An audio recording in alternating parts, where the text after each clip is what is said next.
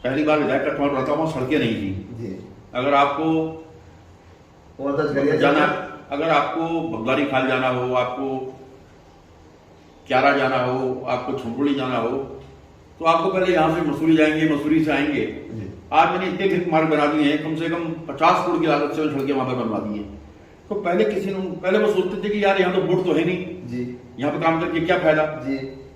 और यही कारण है कि मुझे वहां पर जो है 90% वोट मुझे मिलता है, क्योंकि मैंने इतना काम वहां पर कर दिया है। और वहां के लोग एक बार से मुझे मुझसे कहते थे कि हमने कभी सोचा भी नहीं था कि हमारे जिंदे होते हुए ये सड़क बन जाएगी, हमने वहां सड़क पहुंचा दी, सड़कों का जाल बिछा दिया है। यही कारण है कि लोग प्यार करते हैं। हिंदुस्तान के 4 स्विट्जरलैंड बोलते हैं, एक आपका क्षेत्र को मसूरी को बोलते हैं, एक शिमला को बोलते हैं, एक जम्मू कश्मीर को बोलते हैं, इधर में एक दार्जिलिंग को बोलते हैं, लेकिन मसूरी को भी तो अपने स्विट्जरलैंड जैसे बना दिया। देखिए अभी मसूरी में बहुत काम होना बाकी है। अभी हमने सबसे बड़ी मसूरी के अंदर प्रॉब्लम थी पार्किंग की जी। पिछले कार्यकाल में जब हम सत्ता में नहीं थे तो मैंने संघर्ष करके 20,000 आदमी के साथ घेराव किया था सचिवालय का। 2 घंटे के अंदर जीओ आता और कर्ज पार्किंग का विकल्प कर रहे हैं। एक 500 गाड़ी की पार्किंग हम 0 पॉइंट बना रहे हैं। जॉर्ज एवरेस्ट पर 23 करोड़ की लागत से जॉर्ज एवरेस्ट का संतुलन हमने कर दिया है। पूरे माल रोड का अंडरग्राउंड केबलिंग हमने कर दी है। वहां की जो लाइब्रेरी एक मेन पॉइंट है जी, और जितने गुरुद्वारे मंदिर उन पर फसाड लाइट हमने लगा दी है जी जी। मसूरी से पेयजल योजना को हम लेकर आ रहे हैं। एक रोप पे हम लेकर जा रहे हैं देहरादून से, कुड़कुल से जो है मसूरी, 12 मिनट में हम मसूरी पहुंच जाएंगे। कुछ एनजीटी की दिक्कत की वजह से वो रुकी भी है और शीघ्र उसकी तुरंत आ जाएगी, उस काम को भी करेंगे। तो जो विकास का नारा लेकर मैं जा रहा हूँ। दूसरा, हमारे यहाँ एक सिंतरा देवी का मंदिर है, गोरखाली लोग उसको बहुत मानते हैं जी जी जी। और मैंने 1 करोड़ की लागत से वहां का रास्ता बनवाया जी। गढ़ी कैंट में फिर जब मैं चुनाव लड़ने गया तो वहां के लोगों की हमें कई चाहिए ना, पानी चाहिए इस तो बनते मानते हो।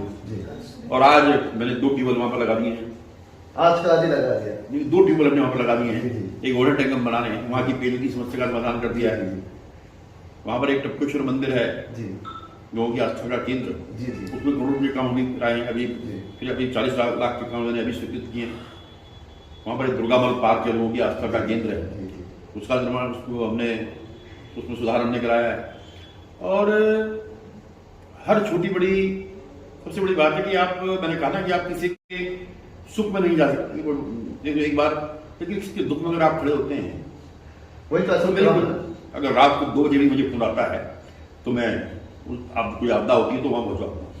मतलब इतना सीनियर बुड्ढा भी वहां पे पहुंच जाते हैं, मतलब यार बुढ़ा कहां से, तो जवान होगी, मैं तो 28 साल का हूँ। 28 साल की बोलते हैं, मतलब उस वक्त जब सोचा था तब भी बोलते थे 28 साल की, आज भी 28 साल का 28 साल की। काम देखिए, काम के हिसाब से मैं एक नौजवान से ज्यादा काम कर सकता हूँ जी। अभी हाल ही की बात है, 3 महीने पहले एक आपदा आई थी जी, और रात को 1:45 बजे मैं जहाँ बादल फटा था वहां पहुंच गया था और 3 बजे वहां से लौट कर आया था जी।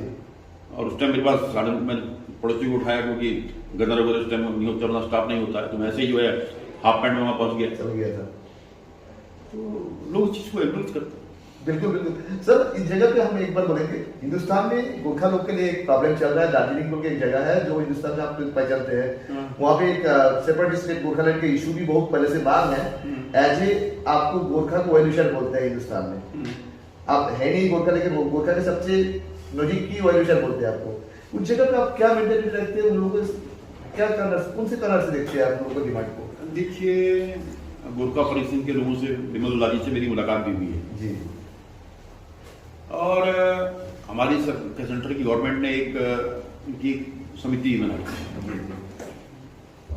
और वास्तव में कहीं ना कुछ ऐसा करके उनको रिकग्निशन मिलनी चाहिए, क्योंकि ये सेंट्रल गवर्नमेंट का मसला है, उसमें मेरा बोलना उचित नहीं है, लेकिन दिल से मैं इस समाज के साथ। मतलब आप इसीलिए आप बोलते हैं गोरखा हितकारी है, पर गोरखा का बहुत नजीब कले है।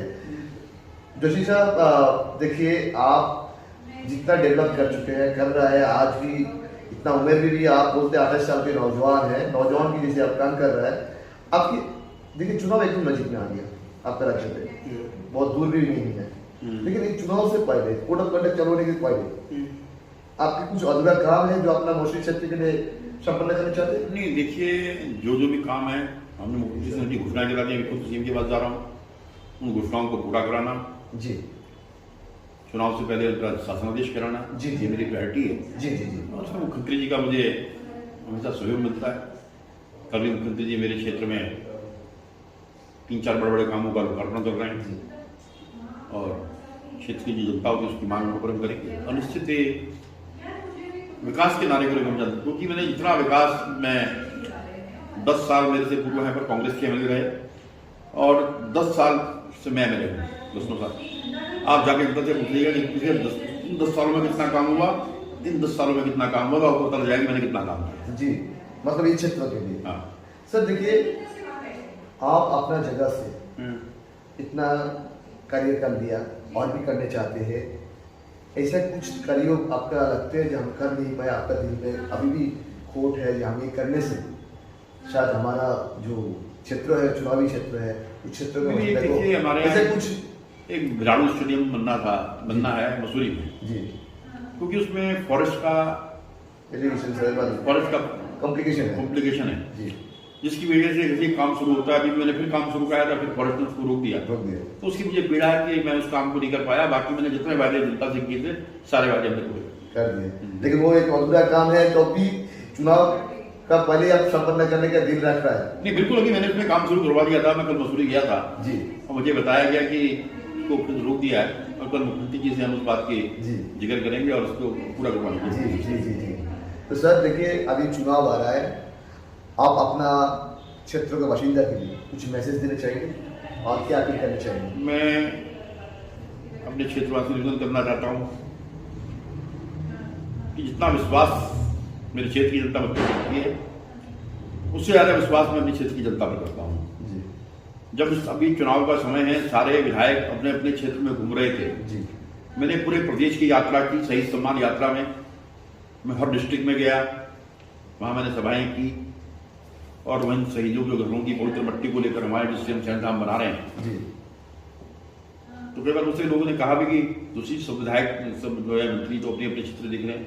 मैंने कहा मेरी क्षेत्र की जनता मुझ पर विश्वास करती है और उन्हें मालूम है कि मेरे अभी काम करने की इतनी क्षमता है कि मैं भी काम कर सकता हूँ।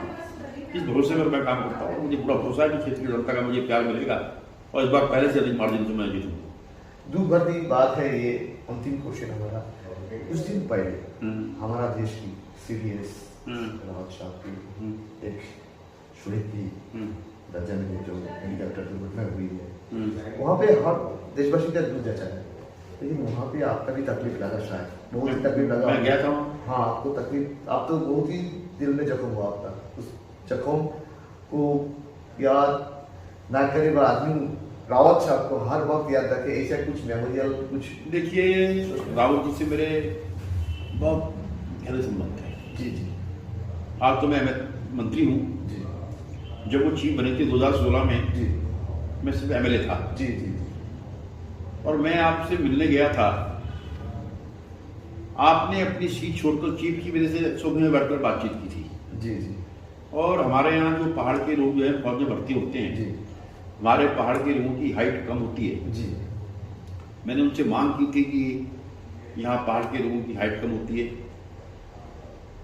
तो पहाड़ के लोगों की भर्ती में जो 5 सेंटीमीटर की छूट दी है जनरल बिपिन रावत ने दी है और 1 महीने के अंदर उन्होंने उसका इम्प्लीमेंट करा दिया था। जी, वो आपकी वजह से कराया जी हाँ। और उसके बाद लगातार जब भी मैं दिल्ली जाता था हमेशा उनसे मिलता था जी। अभी 2 महापुरुष 2-2.5 मिनट की बात में उनसे मिलने गया था, तो मैंने उनसे कहा कि साहब हमें जो है ब्याह दो। तो उससे कहने लगे कि मैं ब्याह तो मैं यार ऐसे ही दे दूंगा, कोई ऐसा काम कर, तुम मुझसे ऐसी चीज मांगो कि जिससे लोगों को रोजगार मिले। उन्होंने कहा तुम मेरे से जो है टीएजी 2 बटन मांगो, एक गढ़वाल में एक कुमाऊं में, कम से कम 15 लोगों को रोजगार मिलेगा। तो इस प्रकार के मेरे उनसे संबंध थे। तो मैं जब सूचना मिली तो आज बात 100 और मैं उनके संवेदना प्रकट करने के लिए उनके घर में भी गया था, उनके परिवार में गया था। और वास्तव में जनरल रावत के जाने से जहां देश को क्षति हुई है, उत्तराखंड को क्षति हुई है, मुझे व्यक्तिगत रूप से गणेश जोशी को बहुत बड़ी क्षति हुई है। और अभी हम जो सैन्य धाम बना रहे हैं, उस धाम का जो मुख्य द्वार है उसको हम जनरल बिपिन रावत के नाम से बना रहे हैं यही हमारे जनरल साहब को श्रद्धांजलि होगी। धन्यवाद सर जी, आप इतना टाइट शेड्यूल में भी डीएसटीवी इंडिया न्यूज़ को कुछ वक्त देने के लिए और इतना ज़्यादा वक्त देने के लिए मैं मिलन शक्ति की तरफ से आपकी शुक्रिया अदा करना चाहता हूँ और हमारा चैनल की तरफ से भी आपको धन्यवाद देना चाहता हूँ। मैं डीएसटीवी सर, मैं जेबी इंडिया को अपनी ओर से शुभकामनाएं देता हूं, बधाई देता हूं और आपके उज्जवल भविष्य की कामना करता हूं। जैसा कि अन्य राज्यों में आपका चैनल ने पदार्पण किया है, मैं चाहूँगा कि आपका चैनल हमारे राज्य में भी स्थापित हो। इसके लिए मेरी ओर से बहुत बहुत शुभकामनाएं। धन्यवाद सर।